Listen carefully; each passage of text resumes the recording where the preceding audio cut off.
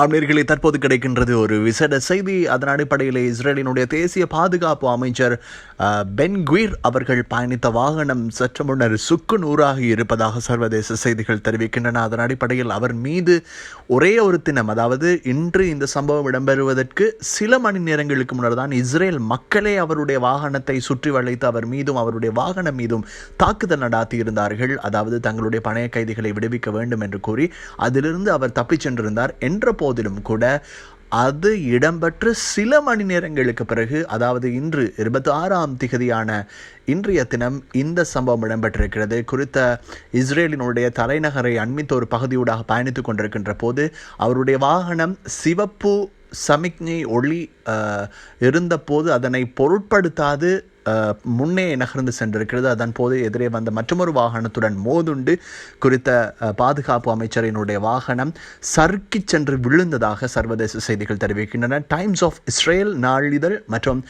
Channel 12 என்று சொல்லக்கூடிய இஸ்ரேலினுடைய தொலைக்காட்சி செய்தி ஊடகம் என்பவற்றுக்கு இணைவாக தொடர்ந்து இவர் இப்படியான சம்பவங்களில் சிக்கொண்டு வருவது கண்டறியப்பட்டிருக்கின்றது. 2023ஆம் ஆண்டிலும் இதே போன்ற ஒரு கார் விபத்துக்கு அவர் உள்ளாகி இருப்பதாக தெரிவிக்கப்படுகிறது.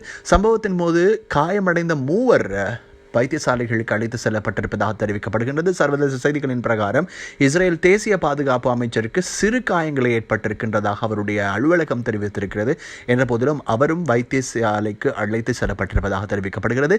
இந்த நிலையில் அந்த காரில் எந்த ஒரு மீள பாவனைக்குட்படுத்தும் அளவில் அந்த வாகனம் இல்லை என்று தெரிவிக்கப்படுகிறது. என்ற போதிலும் கூட இப்போது போலீசார் விசாரணைகளை மேற்கொண்டு வருகிறார்கள். குறிப்பாக இஸ்ரேலினுடைய தேசிய பாதுகாப்பு அமைச்சருக்கு நடந்துள்ள இந்த விடயத்திற்கு பிறகு இன்னும் சில விடயங்கள் தெரிய வருகின்றன. குறிப்பாக அவர் தன்னுடைய சாரதிக்கு சமிக்ஞைகளை மதிக்காது செல்வதற்கு எப்போதுமே உந்துதலாக இருப்பதாகவும் தெரிவிக்கப்படுகிறது. இப்படிப்பட்ட சூழலில்தான் இறைவன் கொடுத்த ஒரு தண்டனையாக கூட இதனை கருதக்கூடியதாக இருக்கிறது. காரணம், பல்வேறு சந்தர்ப்பங்களிலே அப்பாவி பொதுமக்கள் மீது இஸ்ரேல் இராணுவம் கட்டவிழ்த்து விடுகின்ற அகோரமான தாக்குதல்களின் பின்னணியில் இருக்கக்கூடிய 2 பாதுகாப்பு அமைச்சர்கள், மிக முக்கியமாக இஸ்ரேலினுடைய பாதுகாப்பு அமைச்சரும் தேசிய பாதுகாப்பு அமைச்சரும். ஆகவே அந்த வகையிலே தேசிய பாதுகாப்பு அமைச்சராக இருக்கக்கூடியவர் தான் இவர். தேசிய பாதுகாப்பு அமைச்சர் என்ற வகையில் இவர் தீவிர வலதுசாரி கருத்துக்களை உடையவர். இவர் அவ்வப்போது பல காட்டுமிராண்டித்தனமான கருத்துக்களை கோரி மக்கள் மனதில் ஆழமான ஒரு விஷத்தன்மையுடைய கருத்துக்களையும் பதிவிட்டு வருகிறார். மட்டுமல்லாமல் முஸ்லிம் சமூகத்துக்கு ஒரு நெருக்கடியை கொடுக்கக்கூடிய கருத்துக்களை அவர் அவ்வப்போது வெளியிடுவது வழமை. இந்த நிலையில் தான் இந்த சம்பவம் பதிவாகி இருக்கிறது.